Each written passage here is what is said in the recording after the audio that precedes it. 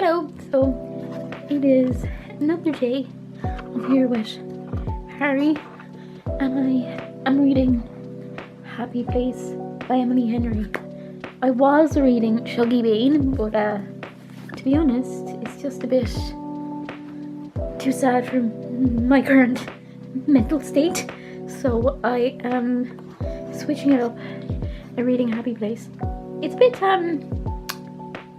stressful, Happy Place, and I don't know if I would be giving it a 5-star. I think it's more of a 4-star for me. Beach Read still remains my favourite Emily Henry book. I also read Book Lovers and actually didn't enjoy it at all. So yeah, I'm gonna keep reading and hopefully there's a happy ending. I mean, there always is. It's in the title, surely. How dare Happy Place make me feel so fucking sad?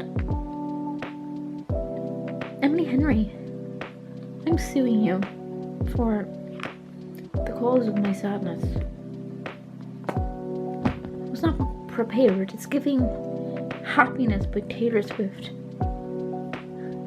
Maybe if someone says it's happy, it's actually sad. Maybe I should have expected it. I am 78% through it now, and I think I can get it finished tonight.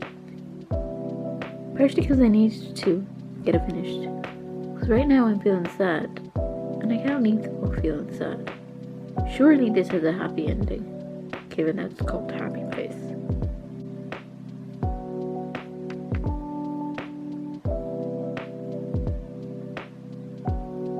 Hey, so a little reading update. I finished Happy Place.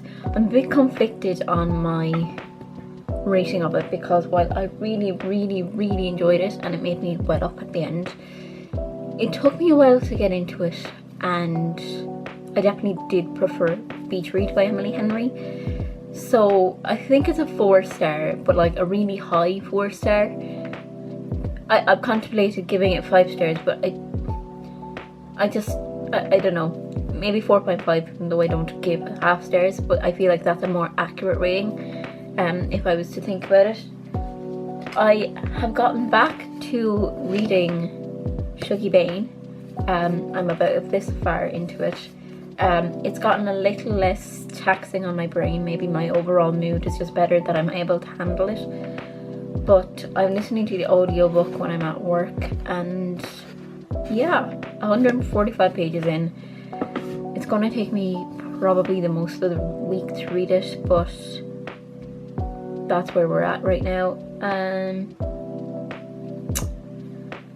I have pulled up The Score by Elle Kennedy on my Kindle, even though I'm not gonna read it right now, but that's kind of next for a Kindle read when I eventually get around to it. But for Happy Place, definitely shoves a lot into the last quarter in terms of plot twists and emotion.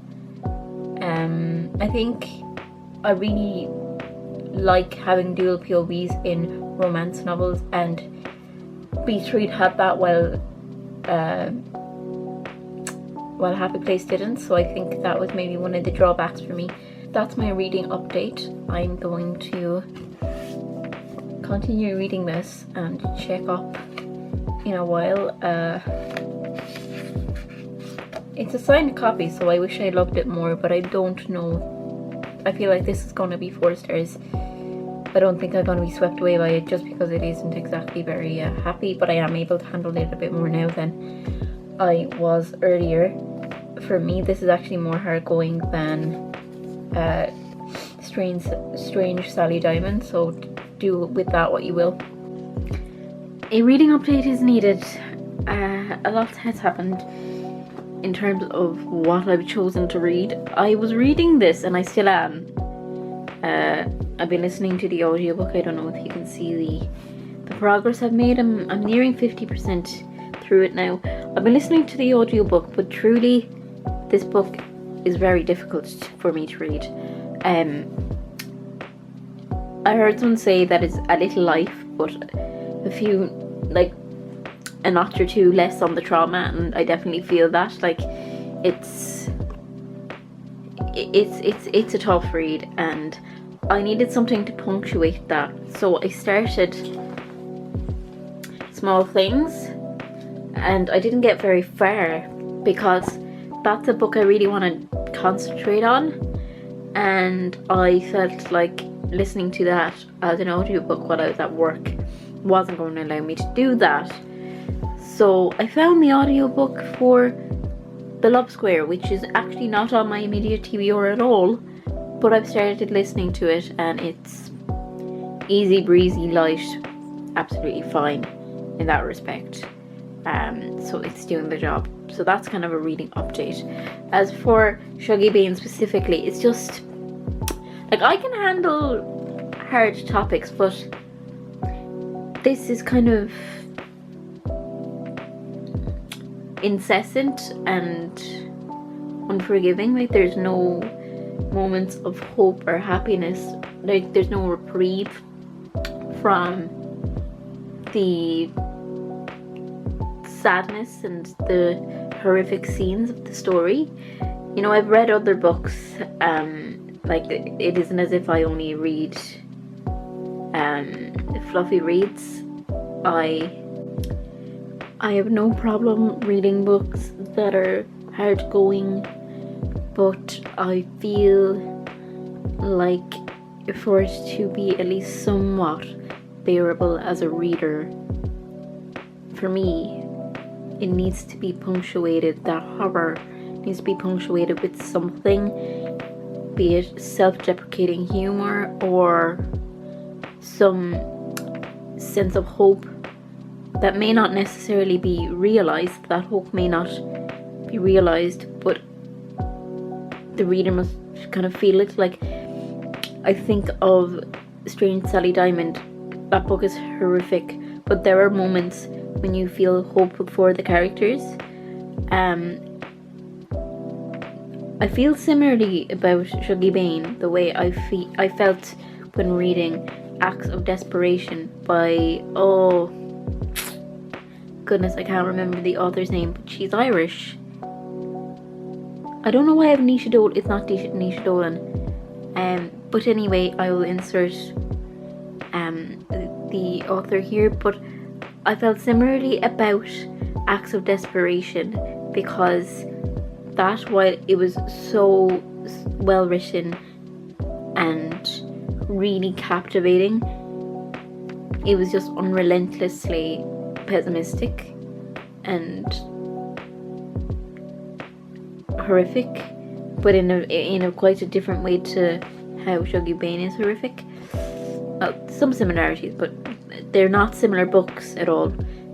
But they're just the horror and the just unease and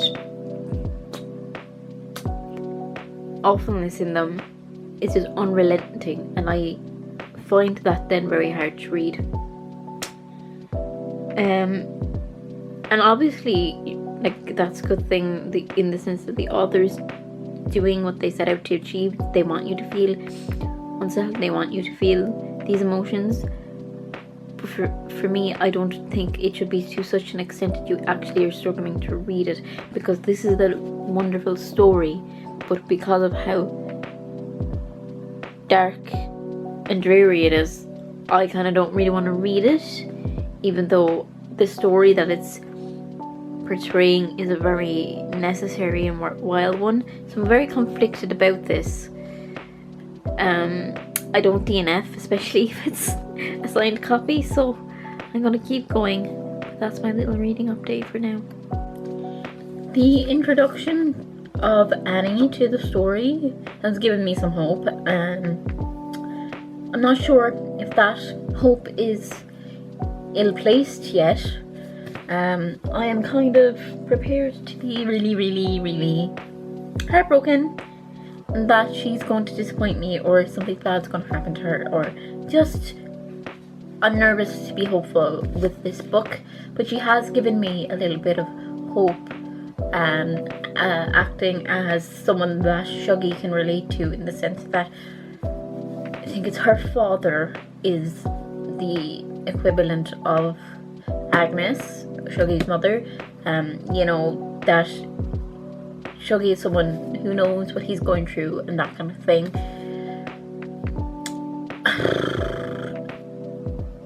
It's a little reprieve. It's a friendship in the midst of all this horror and just neglect, that Shuggy has a friend.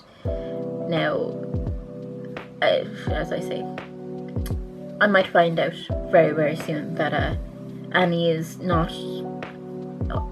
the side of hope that I thought she was. But right now, I am happy that there is just a little bit that I can cling to, because it was really bleak there and I was struggling to read it. But I am interested in what Annie has to bring to the table and to the story and to the continuation of the plot. And will she shift the mood in any way? Because it has made it a little easier to read. We will continue. I am so bloody determined to finish this. It is Thursday. I'm so determined to finish this by the end of Sunday.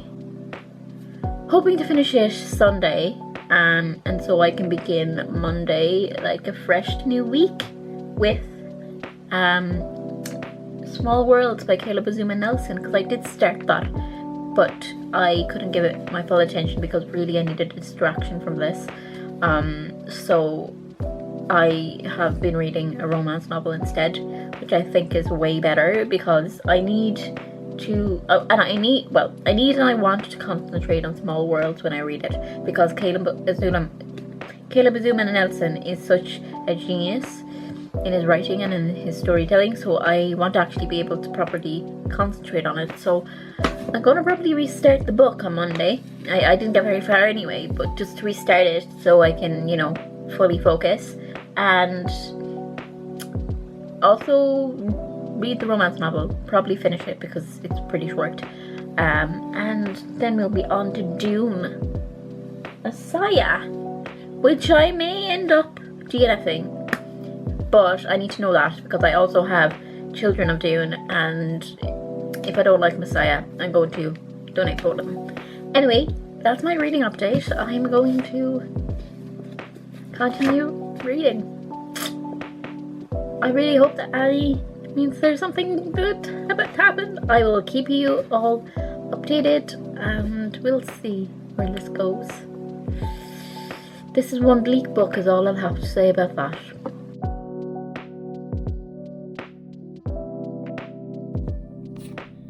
I'm about to dive into this and hopefully finish it today. I have very little left now. It is the most horrendously devastating book I've ever read. And I've read a lot of books, if you couldn't already guess that. I've often said that Where I Am by Sophie White is the most traumatic book that I've ever read, because it's just really deeply disturbing. This is trauma, like this is sadness. Everything terrible that you could imagine would happen to a person has happened to at least one of these characters in the book. It is horrendous, and I've heard it compared to A Little Life, saying that it's like the trauma is dialed down just a few notches in Shuggy Bain. So I've concluded that there is no way in hell that I could ever read A Little Life, because I'm just too delicate for it. I'm too soft. So I'm gonna go and read it now, and hopefully not be an absolute blubbering mess by the end. I finished Shuggy Bain and I've given it 4 stars. The story follows Shuggy Bain and his siblings, but mainly Shuggy and his experience with having an alcoholic mother.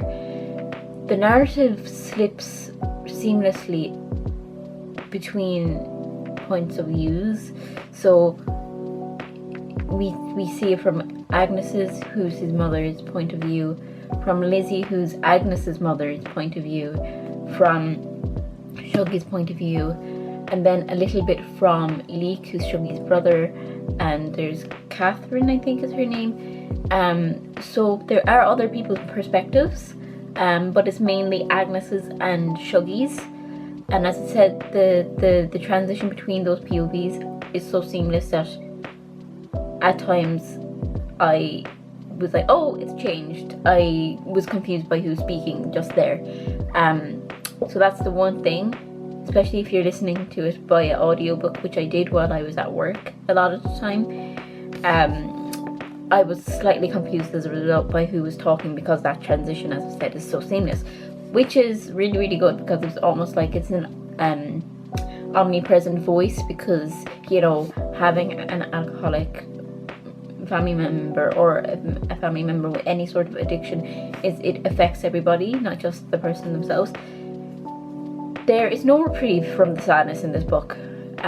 It is devastating, it is horrifically traumatic, and it is one of the most, if not the most, upsetting and traumatic books in terms of emotion. I've read books that are traumatic in terms of like being disturbing, like Where I End, for example, but this was traumatic in the sense of it being so sad, and these people have just had, these characters had so much hardship happen to them, and there's just kind of there's no reprieve from it. It is really, really sad, but it's a very emotive and gripping story. I would be very slow to recommend it though. Like, I'm so glad I read it, and I've given it 4 stars, but I can't give it 5 stars because it deeply affected me and upset me so much. And as if there was one criticism, would be the not knowing who's speaking at times. But it's just so horrendous in terms of trigger warnings. There's basically everything that you could think of, that I'd be very slow to actually recommend this to anybody. I'm really glad I read it, but it is not easy reading. It is not easy reading. And with that in mind, I'm going to finish the day off by reading a romance novel. I started this because I needed something just as a reprieve, because I wasn't getting anything from reading that book. So I started reading The Love Square. I got this for €4 in a bargain basket, and you know, it's a good time. It's fun. It's mindless reading, which you need, especially if you're reading these kind of books. I'm not too good on love triangles, so I'm not sure how I'm going to feel about A Love Square, because I don't like the idea of like, oh, who am I going to choose? And I just love them all. So I don't know how I'm going to feel about this. We've been introduced to the first guy, and I really, really love him so far, but they, you know, slept together and it was awful. They did not have that kind of chemistry. So I'm thinking he won't be the guy she ends up with, because that's a fairly integral part to a relationship. But I really like him as a person, and they have so much in common, so I'm not sure how I'm going to feel about the other 2 people that are introduced, but we shall see.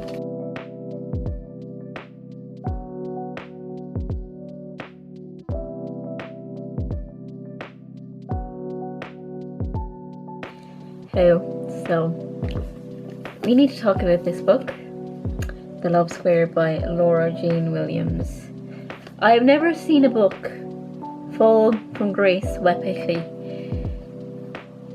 The premise of this is we have Penny, and she had cancer a couple of years ago, and she, at this moment in time, is having a lot of failed dates, and then like the kind of subplot of this is that she had to freeze her eggs, and she wants to become a mother. That's like an aside, okay? And anyway, she's single, but it can be complicated, and she's been unlucky in love, and then all of a sudden she sees 3 men, hence the Love Square. You've got Francesco, you've got Priyesh, and then you've got Thomas. I have made some notes because I get confused by the names, okay? And so it was so intriguing in the beginning, right? And I really liked Francesco. And look, circumstances change and they have to part ways, and then there's miscommunications and stuff, right? And they end up being friends. Enter Priyesh and Thomas. Both of them have verbalized their desire for non-monogamy. So she is dating both of them. They don't necessarily realize that they are both dating the same woman, that like Thomas and Priyush are dating the same woman, but they have expressed their desire for non-monogamy. So like it isn't as if she's hiding the fact she's seeing other people. They just don't realize that it's each other that she's seeing. And the big issue I have with the book is that when Francesco finds out that she's seeing other people, or rather he knew, but he kisses her and then is annoyed and unjustly annoyed that she doesn't pick him, and like he has no right to be annoyed at her, and he's so unjustly annoyed at her for being with the other people just because he kissed her once after like several months, and he knew that she was seeing other people, and he had also in the meantime been seeing other people. And I didn't like the fact that he expected her to just drop everything as soon as he was there and available. And he really annoyed me. Like he got so angry, and it was so uncalled for. And the other thing that made me feel a little bit icky about the whole thing is that, as I said, Thomas is one of the love interests that expresses a desire for non-monogamy, which is totally fine, except one of his love interests is Lizzo, as in Lizzo the singer, and that made me feel a bit icky. Like, why are we superimposing celebrities? This is like, are we writing fan fiction? I didn't realize that when I picked up this book I would be signing up for fan fiction. That felt a bit icky. Yeah, that made me feel a bit very uncomfortable.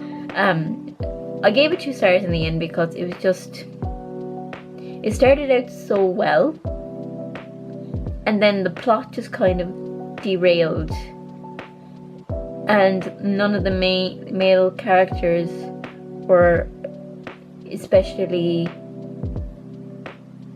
kind or nice. And Francesco, who was the guy that I was rooting for the most, he just lost the plot anger-wise, like not physically, but he was so unjustly angry, and I was like, I don't like you, so it's just not good. And then in the end, okay, going back to the children thing, she does, spoiler alert, have a child, and then all 3 men, Francesca, Priyush and Thomas Thomas isn't actually physically there, but they're all involved in her daughter's first birthday. Thomas calls in on a video call, and Lizzo's there wishing the child happy birthday. I'm sorry, but doesn't Lizzo know that this exists? Because I don't actually think she'd be too happy. Honestly, that's my little rant on that. I do want to end it with, I didn't hate reading it. It was like relatively enjoyable, but the quality was not there at all. Like,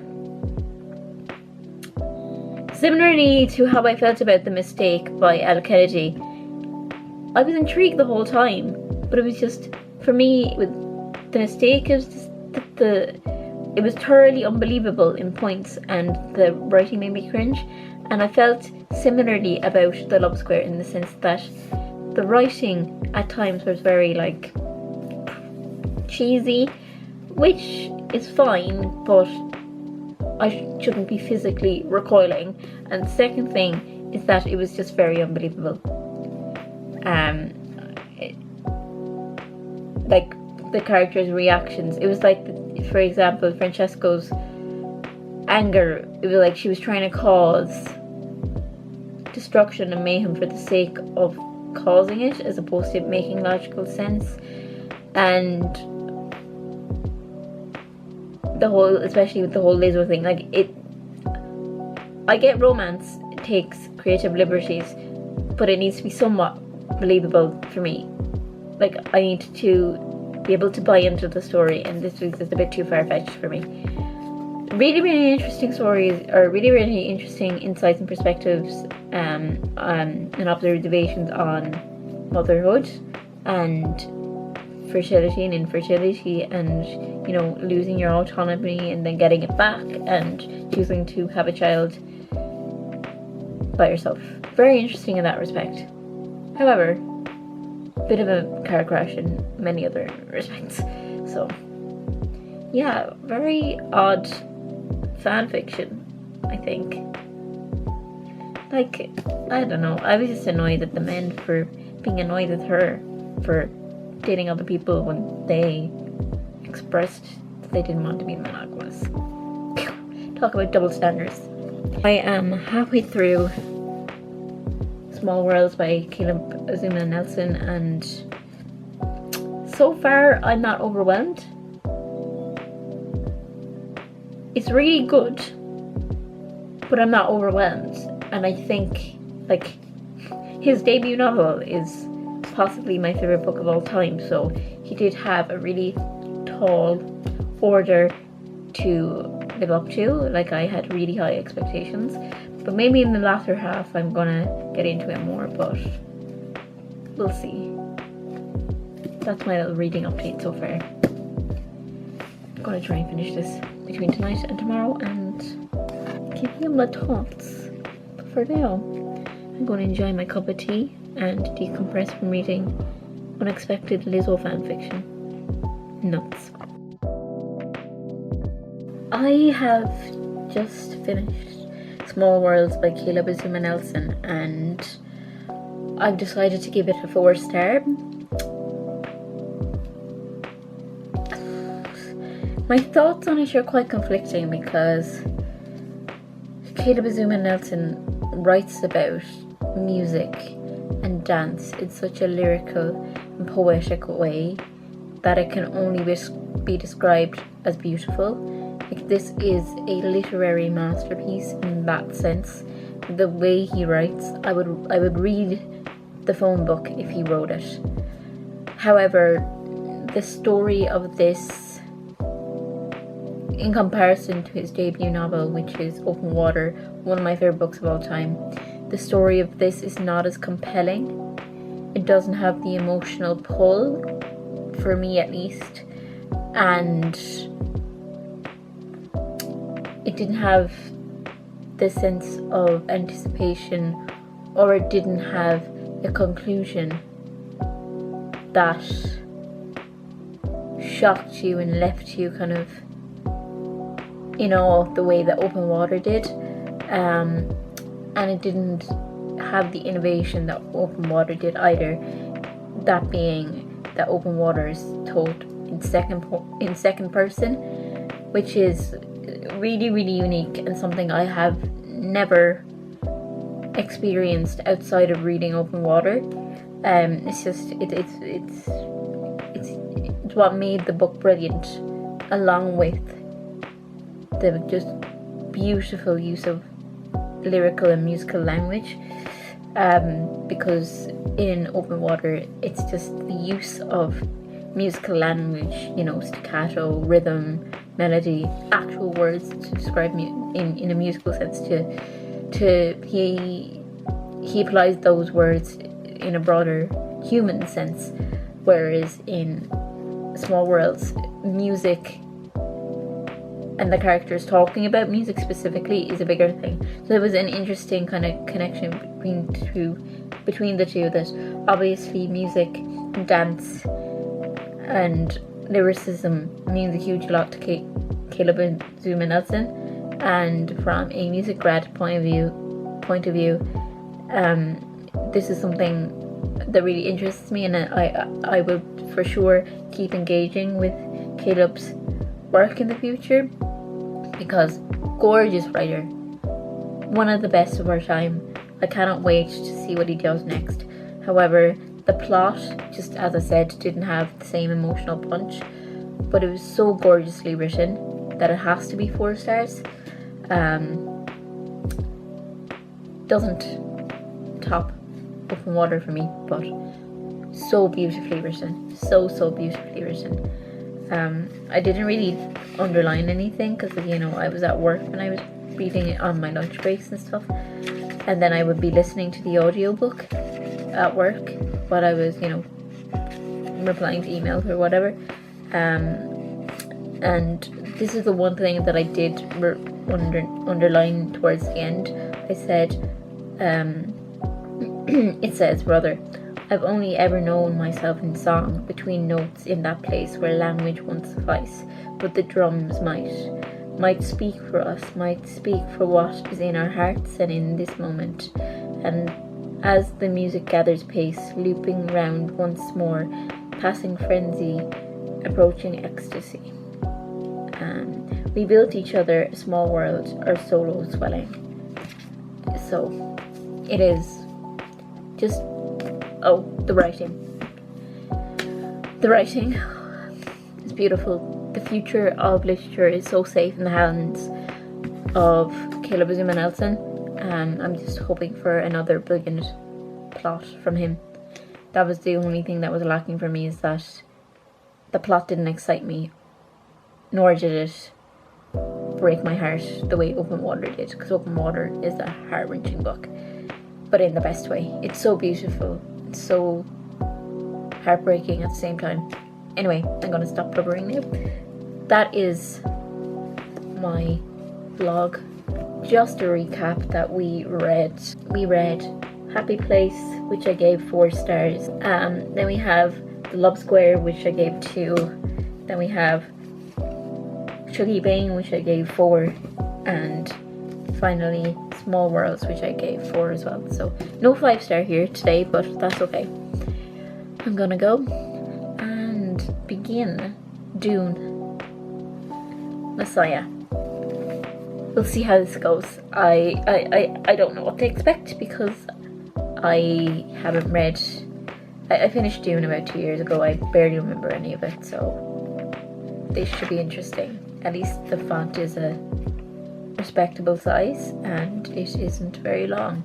The book is 292 pages, so let's go read this and see what happens. Talk to you all soon. I'll be on Instagram, so you can keep up to date with my reading activities over there, and on Goodreads and Storygraph too. So talk soon.